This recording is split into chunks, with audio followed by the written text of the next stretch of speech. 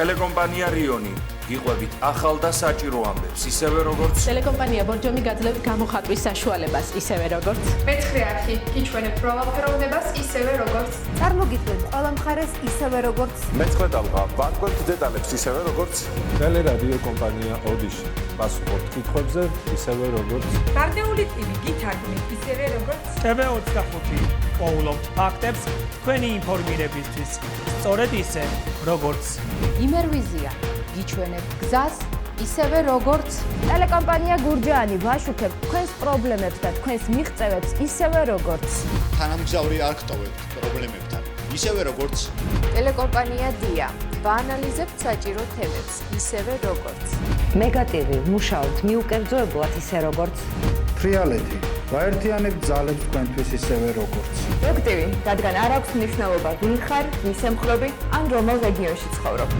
რეგიონული ტელევიზიები ყველგან და ყოველთვის მუშაობთ თქვენი ოჯახის უსაფრთხოებისთვის, საქართველოსთვის.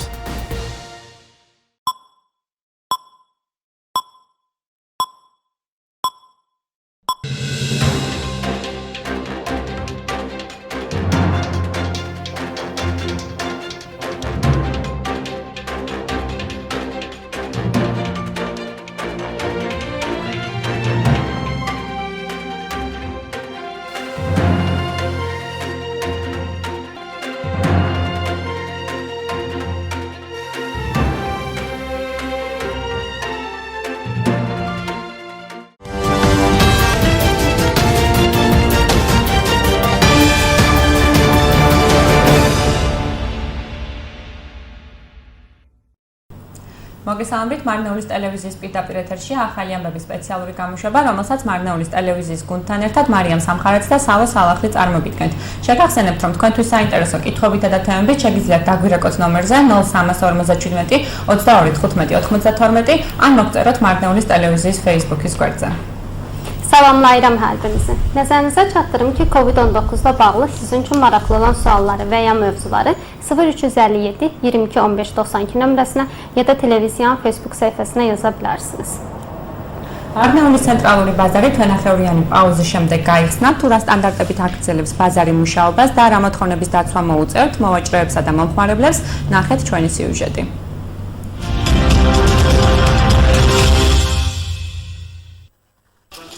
დღეიდან მარნეულის ცენტრალური ბაზარი გაიხსნა. ბაზარი კორონავირუსის პრევენციის მიზნით ახალი პირობებითა და სტანდარტებით იმუშავებს. ბაზრის ტერიტორია დაათვალიერა გარემოს დაცვისა და სოფლის მეურნეობის მინისტრის მოადგილემ სოლომონ პავლიაშვილმა, საქართველოს პარლამენტის წევრებმა, თამაზ ნავერიანმა, რუსლან ჰაჯიევმა, მარნეულის მუნიციპალიტეტის მერმა, ზაურ დარგალმა და ადგილობრივი თვითმმართველობის სხვა პასუხისმგებელ პირებმა. მინდა გითხრათ, რომ აქ გარკვეული პერიოდი და შეიძლება ითქვას 3-4 წლის განმავლობაში მიმდინარეობდა სარეაბილიტაციო სამუშაოები, მთლიანად შეიცვალა ინფრასტრუქტურა, ნამდვილად აკმაყოფილებს ეს ცენტრალური ბაზარის სტანდარტს, რაც ყველაზე მნიშვნელოვანია, ეს ბაზარია განსხვავებული სხვა ბაზარებისგან, იმიტომ რომ აქ სოფლის მეურნეობის პროდუქციის გარდა იყიდება სხვა პროდუქცია, რომელიც არის სამრეწველო მოხმარების, საყოფაცხოვრებო მოხმარების და ეს იქნება რეგიონში ერთ-ერთი მნიშვნელოვანი, იმიტომ რომ მოხმარებას გაუადვილდება საქონლის შეძენა და მაგის გარდა 600 კაცია დასაქმებული. ეს არის ძალიან მნიშვნელოვანი და ამასთან ერთად, როგორც ჩვენი ხელისუფლების მოთხოვნაა და ჩვენ მივდივართ, რომ თანმიმდევრული ნაბიჯებით ეკონომიკური პროცესების წისვლასთან ერთად აუცილებელია დავიცვათ ღონისძიებები, რომელიც ჭირდება კორონავირუსის გავრცელების წინააღმდეგ მიმართულ პრევენციას. იმიტომ რომ ეს არის უპირველესი ადამიანის ჯანმრთელობისთვის.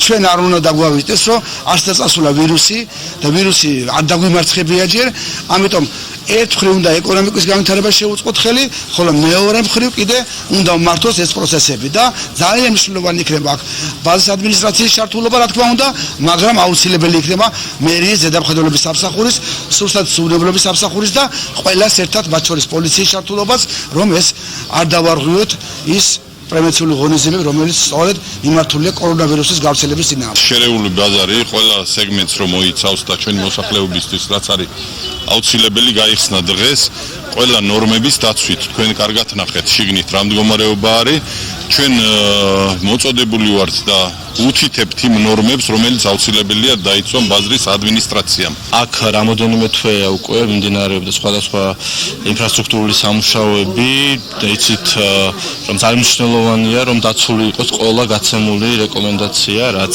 მიმართულია COVID-19-ის საპრევენციო ღონისძიებებს და აქედან გამომდინარე ჩვენ დღეს სოფლის მეურნეობის მინისტრის მოადგილესთან და შესაბამის სამსახურებთან ერთად დავთვალიერეთ თუ რამდენად არის დაცული მიმდინარე რეკომენდაციები. ბაზრის ტერიტორიაზე შემსვლელებს გააკონტროლებს მარნეულის ზედამხედველობის სამსახური ბაზრის ადმინისტრაციასთან ერთად.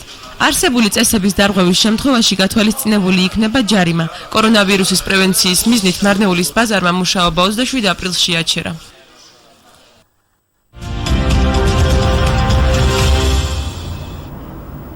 Marnეული mərkəzi bazarı bugündən etibarən açıldı.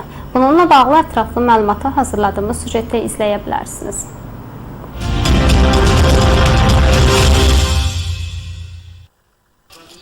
Bugün Marneuli'nin mərkəzi bazarı açıldı. Bazar koronavirusun qarşısını almaq məqsədi ilə yeni şərtlərlə və standartlarla işləyəcək. Ətraf mühitin mühafizəsi və Kənd Təsərrüfatı Nazirinin müavini Solomon Pavliyaşvili, Gürcüstan parlamentinin üzvləri Tamaz Naveryani, Ruslan Hacıyev, Marneuli Bələdiyyəsinin meri Zaur Darxallı və digər yerli özünü idarə etmə nümayəndələri bazar ərazisini nəzərdən keçirdilər. Bərpa işləri 3-4 aydır davam edir. Dəyişən infrastruktur həqiqətən mərkəzi bazarın standartlarına uyğundur. Ən başlıcası bu bazarın digər bazarlardan fərqli olması, kənd təsərrüfatı məhsullarından əlavə olaraq digər məhsullarında satılmasıdır. Bu bölgədə ən vaciblərdən biridir. Çünki müştərilərin mal almalarını asanlaşdıracaq. Bundan əlavə 600 nəfər işlə təmin edilir və bu çox vacibdir. Koronavirusun yayılmasının qarşısını almaq məqsədi ilə qaydaları qorumaq lazımdır. Ona görə ki, birinci insan sağlamlığı üçün vacibdir. Unutmayaq ki, koronavirusdan hələ yaxamızı qurtarmamışıq. İqtisadi inkişafa töhfə verin. Əlbəttə ki, bazar administrasiyasının iştirakı çox vacibdir. Hər kəsin nəzarət xidmətinin, o cümlədən polisin də iştirakı ilə koronavirusun yayılmasına qarşı bu qabaqlayıcı tədbirlərin pozulmaması vacibdir. Bütün segmentlərə əhatə edən və əhali üçün lazım olan qarışıq bazar bugün bütün normalara uyğun qaydalara riayət edərək açıldı. Siz aydın gördünüz ki, içəridə nə vəziyyətdir. Biz bazar rəhbərliyinin riayət etməsi lazım olan standartları çatdırdıq. Qeyd edim ki, bugün mərkəzi bazarın açılma prosesi gedir. Siz bilirsiniz ki, bir neçə aydır ki, burada müxtəlif infrastruktur işləri həyata keçirilirdi və artıq adı gedən bazar açılmaq üçün hazırdır və burada bütün verilən tövsiyələr qorunmuşdu və əhalidən də xahiş edərdim ki, virusun yayılmasına aid olan verilən bütün tövsiyələr qorunsun. Girişdə termoskrining keçirilir. Etaplı şəkildə bazar tamam olaraq fəaliyyətə keçəcəkdir. Marneuli nəzarət xidməti bazar rəhbərliyi ilə birlikdə bazar ərazisinə daxil olan şəxsləri nəzarət edəcək. Mövcud olan qaydalar pozulduğu təqdirdə cərimə tətbiq ediləcək. Koronavirusun qarşısını almaq məqsədi ilə Marneuli bazarı fəaliyyətini 27 apreldə dayandırdı.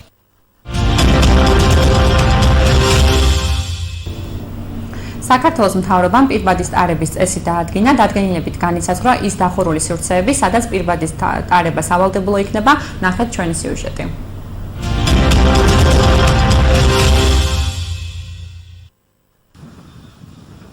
საქართველოს მთავრობის დადგენილებით განისაზღვრა ის დახურული სივრცეები, სადაც პირბადის ტარება სავალდებულო იქნება.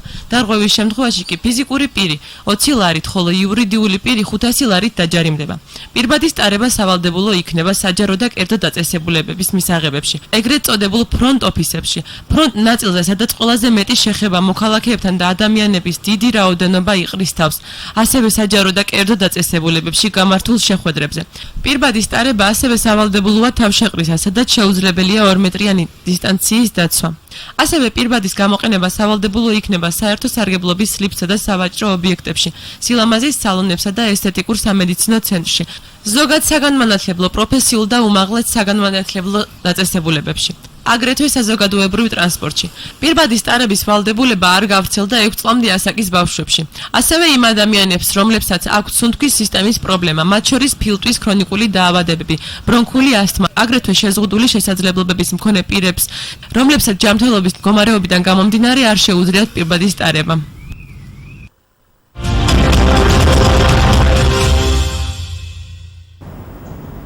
Gürcüstan hökumətinin qərarına əsasən qapalı yerlərdə tibbi maska taxmaq məcburi olacaq. Bununla bağlı ətraflı məlumatı hazırladığımız süjeti izləyə bilərsiniz.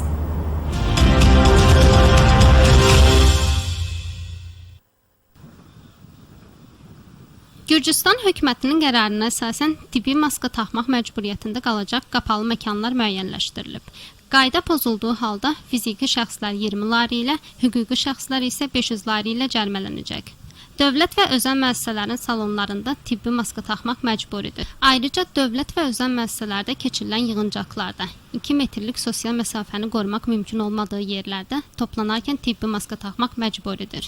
Həmçinin tibbi maskanın istifadəsi liftlərdə və ticarət mərkəzlərində, gözəllik salonlarında və estetik tibb mərkəzlərində, ümumi təhsil, peşə və ali təhsil müəssisələrində, həmçinin ictimai nəqliyyatda məcburi olacaq.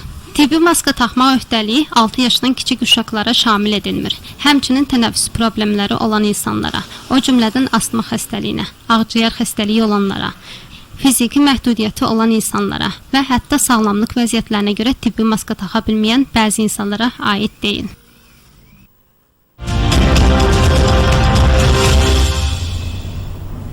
აღნიშნულ თემაზე სასაუბრად ჩავთავთ გრიგოლ გაგნიძეს, იურის.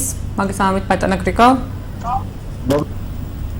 ბატონო გრიგოლ, სად უნდა გაეცნოთ ფიზიკური და იურიდიული პირები აღნიშნულ დადგენილებას?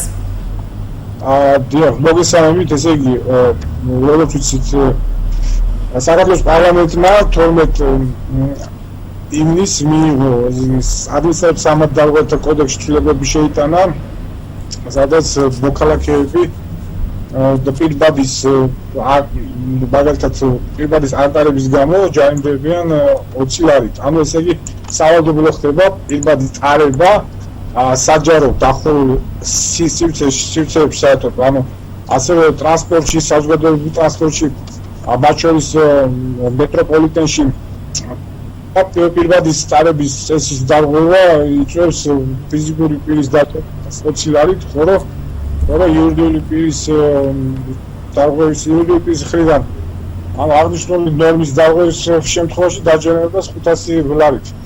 აღნიშნულ დადგენილებას მოქალაქეები შეიძლება გაეცნონ ინტერნეტის საიტზე, პარლამენტის გვერდზე, ასევე მთავრობის საიტზე, ანუ ელექტრონულად მთავრობის საიტზე, მთავრობის ადმინისტრაციის საიტზე შეიძლება ითქვას, კანცელარიის ადმინისტრაციის საიტზე, მაგრამ ვისაც მაგალითად ტექნიკურად არ შეუძლია ინტერნეტზე ცნობა არ აქვს, მაგალითად ანუ შევიდეს და შესაბამისად მოძებნოს ინტერნეტის გვერდზე, ანუ ესე იურიდიული პირს შეუძლია გამოითხოვოს მთავრობის კანცელარიიდან შესაბამისი წევრით მიმართოს და გამოითხოვოს აღნიშნული დადგენილება.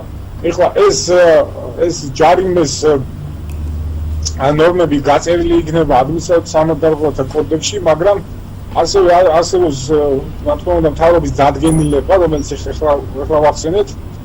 ანუ ესე იგი სინქრონში ესე ვთქვათ ადმინისტრაციულ სამართალთა კოდექსთან მთავრობის დადგენილება აკეთებს იმ განმარტებას, ანუ კონკრეტულად როგორ პირებს ანუ ესე იგი ასაკობრივად და ფიზიკურად როგორ ადამიანებს შეეხებათ აღნიშნული რეგულაციები. მაგალითად 6 წლამდე ბავშვზე აღნიშნული რეგულაცია არ მოქმედებს, ანუ პირბადის უტარებლობა ბავშვზე არ მოქმედებს, მაგრამ ასევე არ მოქმედებს, ასევე არ შეიძლება მაგალითად დაჯერიმდეს ის ადამიანები და ანუ დაშვებულია პირბადის გარეშე სიარული იმ მოქალაქეებისთვის, ვისაც აწუხებს ჯანმრთელობის პრობლემები აქვს, შესაბამისი რეკომენდაციებია მაგალითად ექიმებისგან გაცემულია ალბათ ცნობა იქნება თუ ფორმა ასე, ვისაც აი ესეთ მოქალაქეებს, ვისაც აწუხებს სასუთხის სისტემის პრობლემა, ფილტვების ქრონიკული დაავადებები, ბრონქული ასთმა,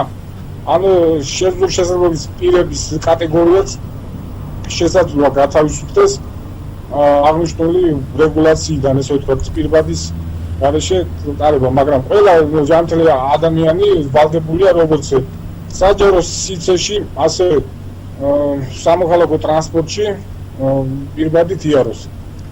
ამის მანამდე და რა ვიცი შემეკითხეთ აბა თუ მაგალითად ბატონო გრიგო, ანუ თქვენ რას ფიქრობთ, რამდენად აქვს ინფორმაცია ფიზიკურ და იურიდიულ პირებს აღნიშნული დადგენილების შესახებ და რამდენად ცხადია და ანუ რამე განმარტება ხო არ სჭირდება დამატებით აღნიშნულ დადგენილებას იგივე დახურულ სივრცეში პირბადის დაავადებასთან დაკავშირებით, აი მისაღებზე რომ ვისაუბროთ. იგი მისასალმებელია ის რომ ჩვენი მოქალაქეები კანონმორჩილეები აღმოჩნდნენ როგორც ხედავთ რეგიონში საქართველოში შედარებით უფრო ანუ არამწინაურად გადაიარა ამ პირველმა წალღამ ესე რომ ვთქვათ და ვინაიდან ანუ არის პროგნოზი რომ სათუშო ორგანიზაციები ეგრეთ წოდებული ჯანმრთელობის ჯანმოს სათუშო ორგანიზაციები არის რეკომენდაციები რომ შესაძლებელია კიდე გამეორდეს მესამე და მეორე-მესამე წალღა შემოდგომაზე ზამთარში მაქსიმალურად აუცილებელია ეს ფიზიკურმა პირებმა ეს ინტენსიურად გაეცნონ.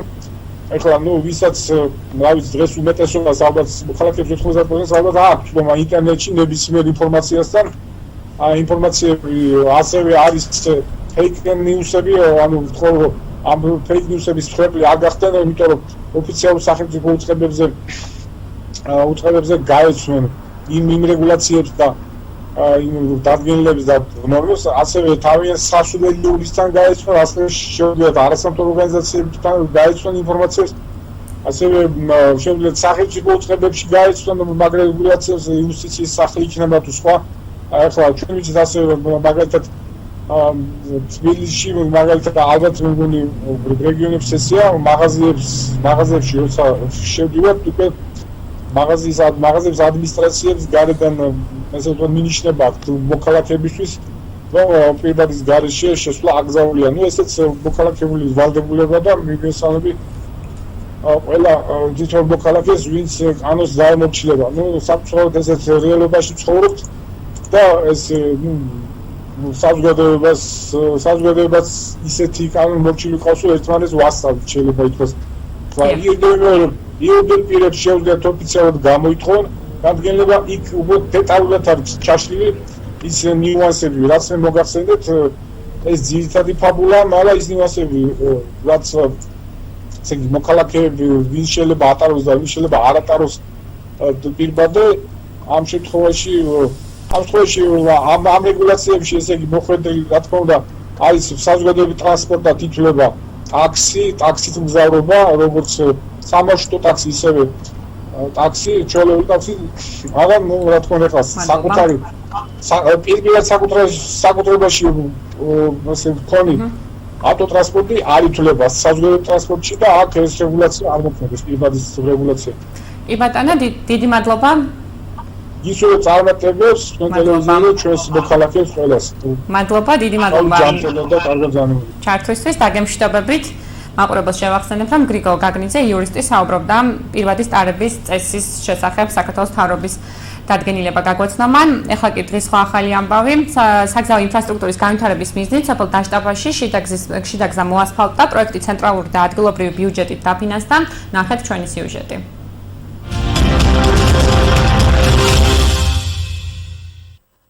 მარნეულის მუნიციპალიტეტში საგზაო ინფრასტრუქტურის განვითარების მიზნით კიდევ ერთი მასშტაბური პროექტი განხორციელდა. პროექტის ფარგლებში სოფელ დაშტაფაში 2 კილომეტრი და 446 გრძივი მეტრის შიდაგზა მოასფალტდა. მიმდინარე სამუშაოებს ადგილზე გაეცნენ საქართველოს პარლამენტის წევრი, მარნეულის მაჟორიტარი დეპუტატი რუსლან ჰაჯიევი, მარნეულის მუნიციპალიტეტის მერი საურ დარგალი, მერის მოადგილე ზაურ ტაბატაძე, ხელისუფლების წარმომადგენლები ადგილობრივებს შეხვდნენ და მოსახლეობის წინაშე არსებულ პრობლემებს ადგილზე გაეცნენ. პანდემიის მიუხედავად მარნეულში სწრაფი ტემპებით მიმდინარეობს ინფრასტრუქტურული პროექტები. ჩვენ ვასრულებთ ყველა დაპირებას, რაც გაცემული გვაქვს ჩვენი მოსახლეობისთვის. პარალელურად ხვდებით მოსახლეობას, ასევე გვაინტერესებს ის საჭიროებები, რაც აწუხებს მოსახლეობას თავისთავად და ყოველდღიურ კომუნიკაციაში ვაგზელებთ მოსახლეობასთან ურთიერთობას, პრობლემების მოგვარებას და მე ვილოცავ დაშტაფის მოსახლეობას. ჩვენი ერთ-ერთი უმნიშვნელოვანესი დაპირება პირადად ჩემთვის, ჩვენი გუნდისთვის იყო დაშტაფის ცენტრალური გზის მოასფალტება და ეს პროექტი შესრულდა.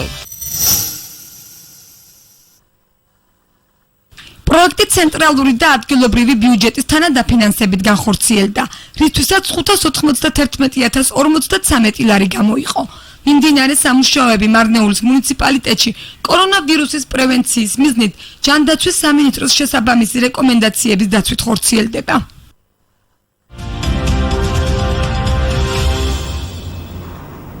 Yol infrastrukturunu inkişaf etdirmək məqsədilə Daştepe kəndində daxili yol asfaltlanıb. Bununla bağlı ətraflı məlumatı hazırladığımız süjetdə izləyə bilərsiniz.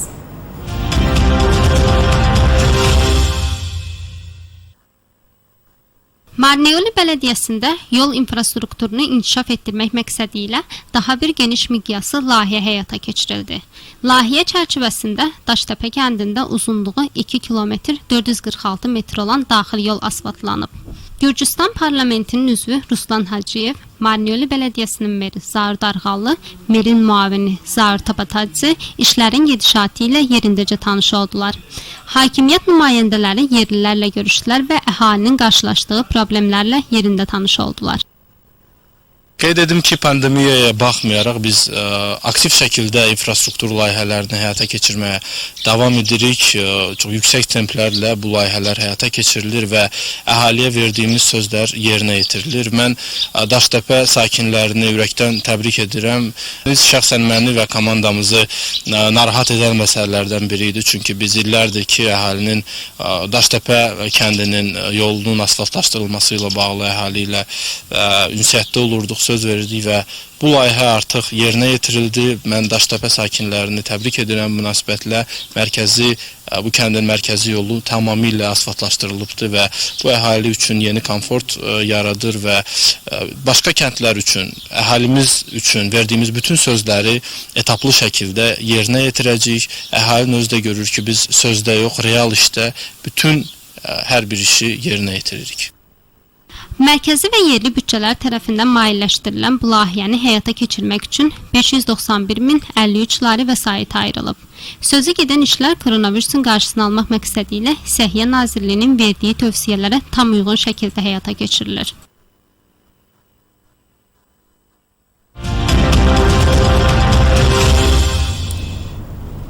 ბოლნისის მუნიციპალიტეტის სოფელი გეტა დღეს გაიხსნა, თურაპრევენციული ღონისძიებები გატარდა ადგილზე ამ დრომდე, ნახეთ ჩვენი სიუჟეტი.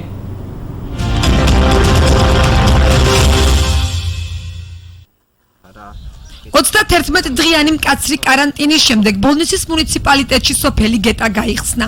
საქართველოს მთავრობის გადაწყვეტილებით ბოლნისის საზოგადოებრივი ჯანდაცვის ცენტრის რეკომენდაციის საფუძველზე სოფელს წითელი ზონის სტატუსი დღეიდან მოიხსნა.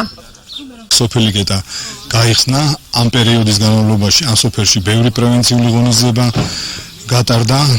ეპიდემიოლოგები მუდმივად მუშაობდნენ მოწყვლად ჯგუფებზე მრავალჯერ დაარიგდა სასურსათო პაკეტები, ჩატარდა მასობრივი თერმოსკრინინგი, ასევე მიზნობრი ჯგუფებს აუღეს ბიოლოგიური ნაცხის ხილხახი და რომელიც გადაგზავნილი იქნა ლუგარის ლაბორატორიაში.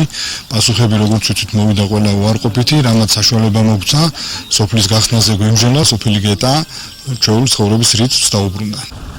სოფელ გეტაში კორონავირუსის ბოლო დადასტურებული შემთხვევა 16 მაისს დაფიქსირდა. ამ დრომდე სოფელში ეპიდემიოლოგები მუშაობდნენ. მიმდინარეობდა მოსახლეობის COVID ინფექციაზე სწრაფი ტესტი და თერმოსკრინინგი. აღსანიშნავია, რომ ბოლნისის მუნიციპალიტეტის სოფელ მუშევანში კვლავ მკაცრი კარანტინი მოქმედებს.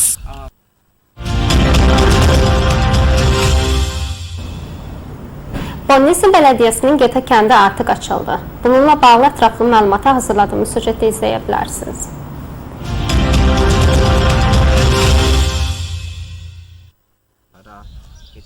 ...31 günlük sərt karantindən sonra Bolnisi Belediyəsinin Geta kəndi açıldı. Gürcüstan hökumətinin qərarına əsasən Bolnisi İctimai Səhiyyə Mərkəzinin tövsiyəsi əsasında kənd bugündən qırmızı zona statusundan çıxarıldı. Geta kəndi artıq açıldı. Bu vaxt ərzində həmin kənddə koronavirusa görə çox profilaktik tədbirlər görüldü. Epidemiologlar fəal şəkildə işləyirdilər. Sosial cəhətdən həssas olan insanlara ərzaq paketi paylandı. Sürətli test keçirildi. Bioloji analizlər götürülüb Luqar laboratoriyasına göndərildi. Bildiyiniz kimi hər birinə mənfi cavab gəldi və bu kəndi açmağımıza imkan yaratdı. Geta kəndi artıq adi həyat rejiminə qayıtdı. Geta kəndində koronavirusa son yoluxmalı mayın 16-sında müəyyən olundu. İndiyə qədər kənddə epidemiologlar işləyirdilər. Kənddə COVID infeksiyaya görə əhalinin termoskriningdən və sürətli testdən keçirilməsi sistemli şəkildə davam edirdi. Qeyd etmək lazımdır ki, epidemiologların hələ də aktiv işlədiyi Bolnis Bələdiyyəsinin Müşəvani kəndində sərt karantin qüvvədədir.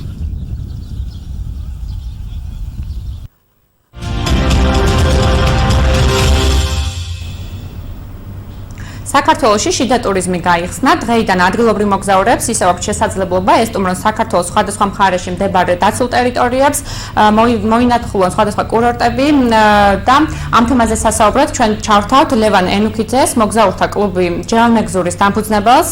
მოგესალმებით ბატონო ლევან.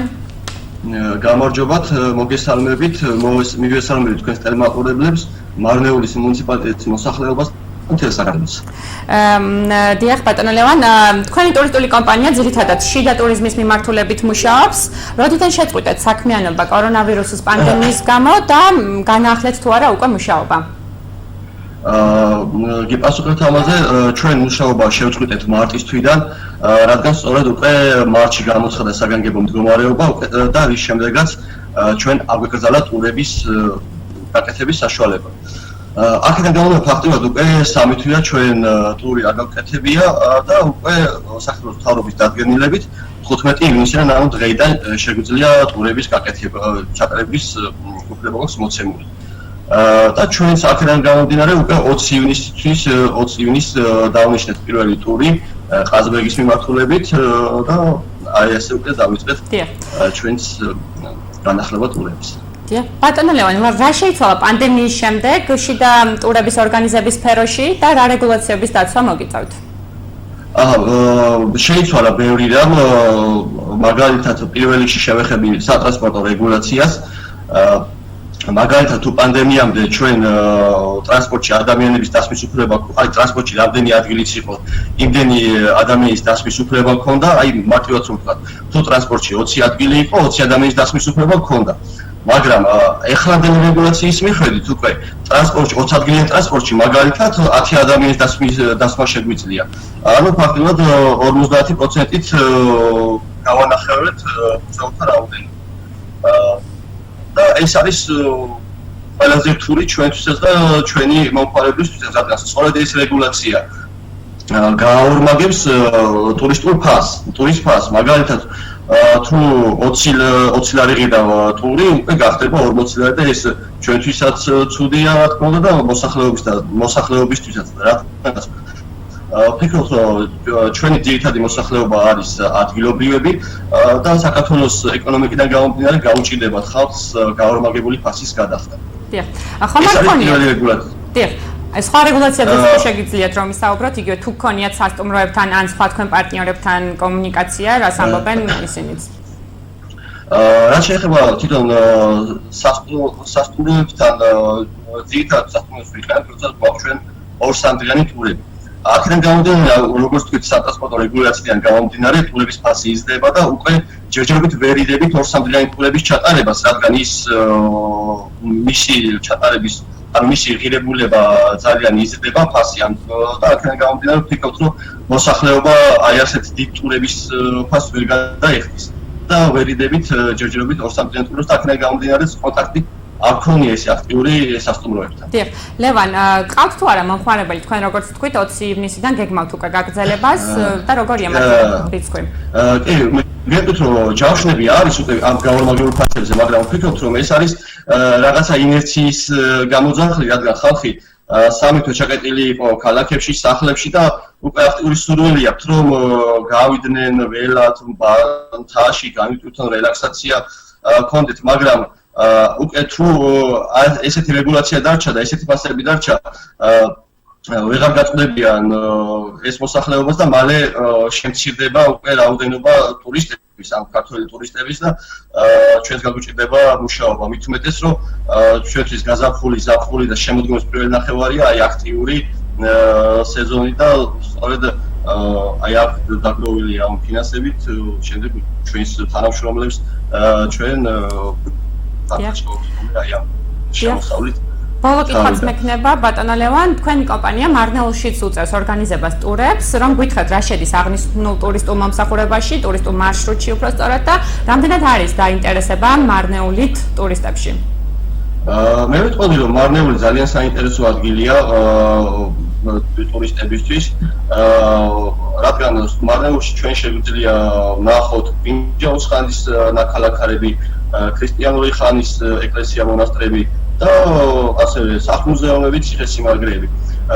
მაგრამ მინდა ვთქვა რომ ძალიან ცნობილი სამწუხაროდ არ არის ცნობილი აი ეს ისტორიული ძეგლები ფართო საზოგადოებისთვის და აი ძალიან ცოტა ტურკომპანია ვახორციელებთ მარნეულისკენ ტურებს და ერთ-ერთი კომპანია ჩვენ ვართ რომლებიც მარნეულში ვატარებთ ტურს აი მაგალითად მოსახლეობას ვაჩვენებთ სწორედ ბრინჯაოს ხანის ნაქალაქარებს როგორც არის გადაჭრილი გორა, დანგრეული გორა, შულავერის გორა სწორედ ამ ტერიტორიებზე აღმოჩენილი ღვინის უძველესი ნიმუში და აქ იხსნება რომ საქართველოს არის ღვინის ქვეყანა, მაგრამ საქართველოს მოსახლეობის და ძალიან დიდ ნაწილმა არც ეს და ჩვენ ვცდილობთ რომ აი მარნეულში სწორედ ამ ადგილზე მოვიყვანოთ ეს ადამიანები და ვანახოთ ის ადგილი საიდანაც იხსნება რომ საქართველოს არის ღვინის ქვეყანა. ასევე ეკლესია მონასტერში მიდივართ, წერაქ ძალიან ლამაზი მონასტერია, წერაქის მონასტერი დამაზბუნებაშია, ასევე სოფელ წერაქში სკოლის მოსწავლეები დავყავს მიხეილ ჯავახიშვილის სახლ-მუზეუმში და ვაცნობთ მწერლის ბიოგრაფიას, ცხოვრებას, მის ნივთებს. ასევე უამრავი ციხე-სიმაგრეა მარნეულის მუნიციპალიტეტში, როგორც არის გაგის ციხე, წოფის ციხე. მადლობა. აი მოკლედ ძალიან საინტერესო და ყველას ურჩევ რომ აი მარნეულში ხშირი ტურები ჩაატაროს ყველა ტურკომპანია. კი ბატონო, დიდი მადლობა დაგემშვიდობებით წარმატებას გისურვებთ თქვენ საქმიანობაში. კარგად იყავით და პირველ რიგში ჯანმრთელობას უსურვებ საქართველოს მოსახლეობას და აქტიურ სეზონს და ბევრ ტურს, ბევრ განხილვას და რელაქსაციას. მადლობა, დაგემშვიდობებით. მაყურებელს შევახსენებ, რომ ლევან ენუქიძე მოგზაურთა კლუბი ჯეომეგზურის დამფუძნებელი საუბრობდა საქართველოში შიდა ტურიზმის გახსნასთან დაკავშირებით. ეხლა კი ჩავთავთ თბილისის სტუდიას, თბილისსა და უცხოეთში მიმდინარე სიახლეების შესახებ.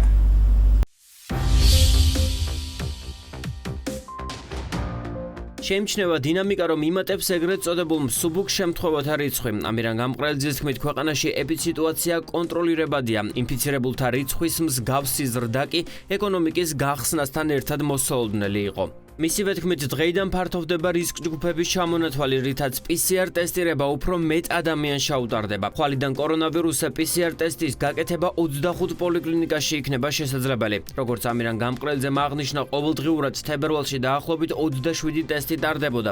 მიმდინარე მაის-ივნისში კი რიცხვი 1500-მდე გაიზარდა.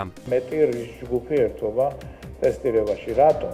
იმიტომ რომ ეკონომიკის გახსნასთან და ზოგადად შემსუბუქების პოლიტიკასთან ერთად მზადყოფნა მეორეს მხრივ ჯანდაცვის, რომ ადრეულ ეტაპზე იქნეს გამოვლენილი ყველა ინფიცირებული, უფრო მეტი უნდა იყოს და უფრო გაფართოებული, ანუ ადამიანებს უფრო ადვილად უნდა შეეძლოთ და მოგეხსენებათ ჩვენი ყოველდღიური მოწოდება, რომ დღეს ნებისმიერი ტემპერატურით ადამიანი აუცილებელია რომ მიმართოს შესაბამის ხელების ცენტრებს და უკვე ხვალ ზეგიდან იქნება შესაძლებლობა რომ მიმართონ ასევე 25 პოლიკლინიკურ დაწესებულებას საქართველოს მასშტაბით, სადაც მათ ამბულატორიულ პირობებში ჩაუტარდებათ PCR ტესტირება. გასული 24 საათის განმავლობაში საქართველოში ოფიციალური ინფორმაციით კორონავირუსის 15 ახალი შემთხვევა დადასტურდა. ერთი კი გამოჯამრთელდა. თბილისის ინფექციური საავადმყოფოს სამედიცინო დირექტორის მარინა ეზუგბაიას თქმით, 15 ახალი შემთხვევიდან 2 სამედიცინო პერსონალია, 10 საკარანტინო სივრციდან, 1 საბურთალოს კლასტერს უკავშირდება. 2-ის დაინფიცირების წყარო კი დაუდგენელია. ბოლო დღეებში დადასტურებული შემთხვევებიდან წყაროს დადგენა დაახლოებით 10 შემთხვევაში ვერ ხერხდება. ცნობილი წყარო, უცნობი წყარო ჩვენ არანაირი განსხვავებულ ტაქტიკას არ მოითხოვს ქვეყნისგან და თითოეული მოქალაქისგან. წყარო დადგენილი იქნება და იმასთან კონტაქტი იქნება, თუ დაუდგენელი წყაროდან ინფიცირებული იქნება ადამიანი, ეს იმას ნიშნავს, რომ ჩვენ რაღაცნაირად არ ვიქცევით სწორად. ანუ არ ვაკეთებთ სოციალურ დისტანცირებას და არ ხმარობთ პირადი დაცვის საშუალებებს. დღესვე უწყებათა შორისმა საკოორდინაციო საბჭომ ბოლნისის მუნიციპალიტეტის სოფელ გეტაში ერთთვიანი მკაცრი კარანტინის რეჟიმი მოხსნა. სოფელი კორონავირუსის შიდა გავრცელების გამო 15 მაისს ჩაიგეთა. საერთო ჯამში ბოლნისის მუნიციპალიტეტში ოფიციალურად კორონავირუსი 180-ზე მეტ ადამიანს დაუდასტურდა.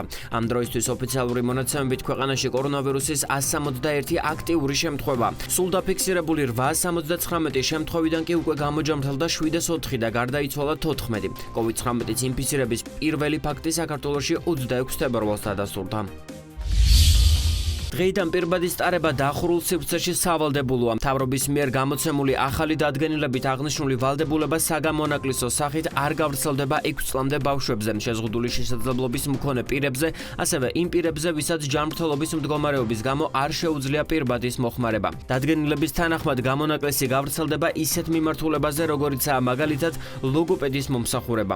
პირბადის ტარების ვალდებულება ვრცელდება ყველა საჯარო თუ კერძო დაწესებულებების მისაღებ ოთახებში. პირბადის ტარება სავალდებულო იქნება საჯარო შეხვედრების დროს, სადაც შეუძლებელია 2 მეტრიანი დისტანციის დაცვა. ასევე ვალდებულება არ ექნებათ პრესკონფერენციის დროს მომხსენებლებს თუ რეკომენდირებული დისტანციის დაცვა მოხერხდება. პირბადის ტარების ვალდებულება გავრცელდება სავაჭრო ცენტრებში, ლიფტებსა და სილამაზის სალონებში, საგანმანათლებლო დაწესებულებებსა და საზოგადოებრივ ტრანსპორტში. სანქციები იმოქმედებს ტაქსებშიც. დარღვევის შემთხვევაში ფიზიკური პირი 20 ლარით, ხოლო იურიდიული 500 ლარით დაჯარიმდება. დარღვევის შემთხვევაში მოქალაქეებთან ერთად დაჯარიმდებიან ობიექტის მფლობელებიც. ახლად მიღებული კანონით ქორწილის, ნათლობის, დაბადების დღისა თუ ქელეხის გადახდისას 10 პირზე მეტის შეკრების შემთხვევაში ფიზიკური პირი 2000, იურიდიული კი 10000 ლარით დაჯარიმდება. შიდა ტურიზმის გახსნის პარალელურად მუშაობა საქართველოს რკინიგზამაც განაახლა. პირველი სამგზავრო მატარებელი დილის 8 საათზე თბილისიდან ბათუმის მიმართულებით გავიდა. მატარებელში ასვლამდე მგზავრები ვალდებული არიან გაიარონ თერმოსკრინინგი, ხოლო ვაგონში შესვლისთანავე დეზობარიერი, ასევე აუცილებელია ხელების სადეზინფექციო ხსნარით დამუშავება. აუცილებელია პირბადის ტარება, რომლის მოხსნის უფლება მგზავრს მგზავრობის დასრულებამდე არ აქვს. მოძრაობა აღდგა 5 მიმართულებით, პრაქტიკულად ყველა სამგზავრო მატარებელი დღის ჩქაროსნული აღდგენილია. ყველას მიუმართა უმორჩილესი თხოვნით, რომ შეეცადონ მაქსიმალურად ონლაინ შეიძინონ ბილეთები. მატარებელში შესვლისას ყველა მგზავრს გაეზომება სიცხე, ის გაიული სპეციალურ დეზობარიერს. მატარებელში შესვლისას ამის შემდეგ ხელი უნდა დაიმუშაოს აუცილებლად ასევე ხსნარით. ძალიან მნიშვნელოვანია, რომ ყველა მგზავრს ეკეთოს პირბადე და მხოლოდ პირბადით ეკნებათ მათ უფლება, რომ იმგზავრონ. მთელი მგზავრობის განმავლობაში გზავრმა არ უნდა მოიხსნას პირბადე. დაავადებათა კონტროლის ეროვნული ცენტრის ხელმძღვანელის მოადგილის პატა იმნაძის განმარტებით, მატარებლით მგზავრობა დღეს ერთ-ერთი ყველაზე უსაფრთხოა, რადგან მისი განმარტებით ბილეთების სახელობითი სიების მეშვეობით მგზავრების კონტროლი გაცილებით მარტივია. მატარებლის ფუნქციონირება საქართველოში 31 მარტს შეწყდა. საქალაქთაშორისო ტრანსპორტით გადაადგილება ქვეყანაში 8 ივნისიდან იყო შესაძლებელი, თუმცა რკინიგზას მუშაობის განახლების უფლება 1 კვირის შემდეგ 15 ივნისს მიეცა. საქართველოში შიდა ტურიზმი განახლდა. დღეიდან ადგილობრივებს უკვე შეუძლიათ ესტუმრონ საქართველოს სხვადასხვა მხარეში მდებარე დაცულ ტერიტორიებს, ძეგლებს და კურორტებს. ისარგებლონ სასტუმროებით, რომლებიც აღჭურვილი და მოწყობილია უსაფრთხოების წესების შესაბამისად. დღეიდან აღდგება შიდა რეგულარული ფრენებიც. მოგზაურებს კორონავირუსის პრევენციისთვის დადგენილი წესებით ხელმძღვანელობა მოუწევთ. გიდების საინიციატივო ჯგუფის ხელმძღვანელის ალექსანდრე გიორგაძის თქმით, შიდა ტურიზმის ამოქმედებისთვის ნაწილობრივ არის მზად. თავარ პრობლემად კი რჩება ის, რომ სასტუმროების ინსპექტირება ძალიან ნელა ხორციელდება. მან ასევე გითხრა, რომ დღეს პარლამენტარები კახეთის ტურზე ყავდა მიწვეული და არსებული რეგულაციების დაცვის შემდეგ მათ გარკვეული რეკომენდაციების გადახედვა არ გამორიცხეს. და არც ერთ სასტუმროს რეგიონში ის ბევრი არის 30-მდეა და სასტუმროს სახლს მეთოდოლოგია საუბრობს, საერთოდ შემოწმება არ გაუძლო. ხალხი მოიმზადა, იყიდეს ეს დეზობარიერები, თერმომეტრები და ასე შემდეგ, მაგრამ ტურისტებს ვერ იღებენ, იქიდან გამომდინარე, რომ ჯერ კიდევ არ აქვს ეგრეთწოდებული ასპეციის. თბილისი უნდა ყოფილიყო ალბათ ყველაზე ბოლო პინუსად, სადაც უნდა მისულიყო კომისია. ჯერ უნდა დაეწყოთ ზუსტად რეგიონებიდან და ყველაზე შორს, ასე ვთქვათ, ველად მისაწვდომი რეგიონები, როგორც არის ხევსურეთი, თუშეთი, სვანეთი, რაჭა, სამცხე-ჯავახეთი, ზემო აჭარა, ეს უფრო მნიშვნელოვანია, რადგან ამათ ჭირდებოდა პირველებში, რადგან ეხლა თბილისი ცოტა ეხლა სასაცილოა შიდა ტურიზმში თბილისით დადგა. რამდენი სასტუმრო შეძლებს შიდა ტურისტების მომსახურებას და რამდენმა გაიარა რეგისტრაცია. ამაზე შრომის პირობების ინსპექტირების დეპარტამენტის უფროსმა ბექა ფერაძემ საკოორდინაციო სხდომის შემდეგ ისაუბრა. დღეის მდგომარეობით ჩვენ განახორციელეთ და დარეგისტრირებული არის ჩვენ ბაზაში 919 კომპანია სასტუმრო. 150 კომპანიას სასტუმროს უკვე მიენიჭა მუშაობის ნებართვა. 175-მა ამიტავზე ვერ დააკმაყოფილა, ხოლო დანარჩენმა დროებით ითხოვა და იმისთვის, რომ განხორციელდეს ინსპექტირება რამდენიმე დღეში, როდესაც ჩვენს ვერ დააკმაყოფილებენ მოთხოვნებს. Საქსტატის მიხედვით 2020 წლის პირველი კვარტალის მონაცემებით წინა წლის იგივე პერიოდთან შედარებით შიდა ტურისტული ვიზიტების საშუალო რაოდენობა 8.6%-ით შემცირდა და 430.200 შეადგინა. მეორე კვარტალის მონაცემები ჯერჯერობით უცნობია, რაც შეეხება საერთაშორისო ტურიზმს, მისი გახსნა 1 ივლისი გეგმება.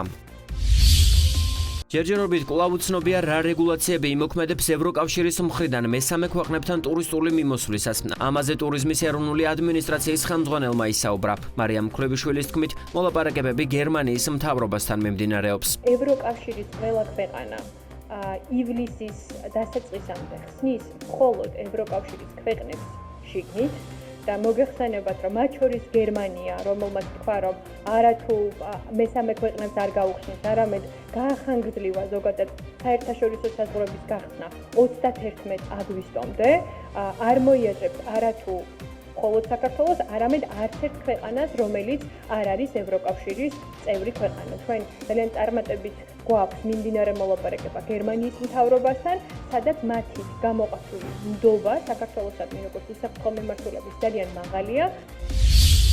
ჯანდაცვის სამინისტროს შრომის პირობების ინსპექტირების დეპარტამენტის ხელმძღვანელის ბექა ფერაძის განმარტებით რესტორნები არ იცავდნენ რეკომენდაციებს, რითიც მოქალაქეების ჯანმრთელობა საფრთხის ქვეშ დგებოდა.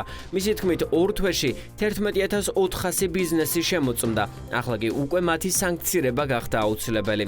პირველი ეს ნაბიჯი გადავდგით, იმიტომ რომ მოხდარიყო და იყოს პრევენცია და მეორე კეთილსინდისიერი მეწარმე, რომელიც იცავს იმ სტანდარტებს სარესტორნო ბიზნესში, იცავს სტანდარტებს 6 ადამიანზე მეტ არ განათავსებს მაგიდასთან და ასე შემდგომ. იყო არაკონკურენტულ გარემოში, ვინაიდან ერთი იცავს და ჩვენ ნახეთ და თითოეულ ჩვენ გამონახა ის ფოტო-ვიდეო რაც გავრცელდა სოციალურ ქსელებში, როდესაც უკვე დარღვეული იყო ყველანაირი სტანდარტი.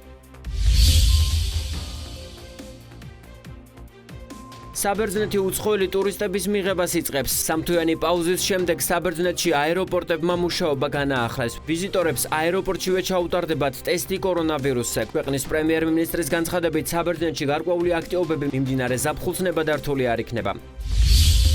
აზერბაიჯანის რამდენიმე ქალაქში კორონავირუსის გავრცელების პრევენციის მიზნით დაწესებული კარანტინის წესები გამკაცრდა. 14-დან 16 ივნისამდე რამდენიმე ქალაქში სრული იზოლაცია გამოცხადდა.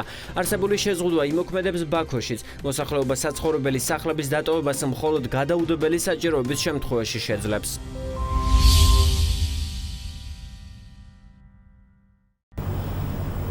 თქვენ წიგელოდებათ ხვალინდელი დღის ამინდის პროგნოზი, ჩვენ კი ამით გემშვიდობებით. შეგახსენებთ, რომ მარნეულის ტელევიზიის პირდაპირ ეთერში თქვენ უყურებდით ახალი ამბების სპეციალურ გამოშვებას, რომელსაც მარიამ სამხარაძე და სალო სალახვი უძღვებოდით. ნახვამდის. Sabah üçün hava proqnozu sizi gözlər. Bu isə sizə çatdıracağımız son xəbəridir. Sağ olun, salamat qalın.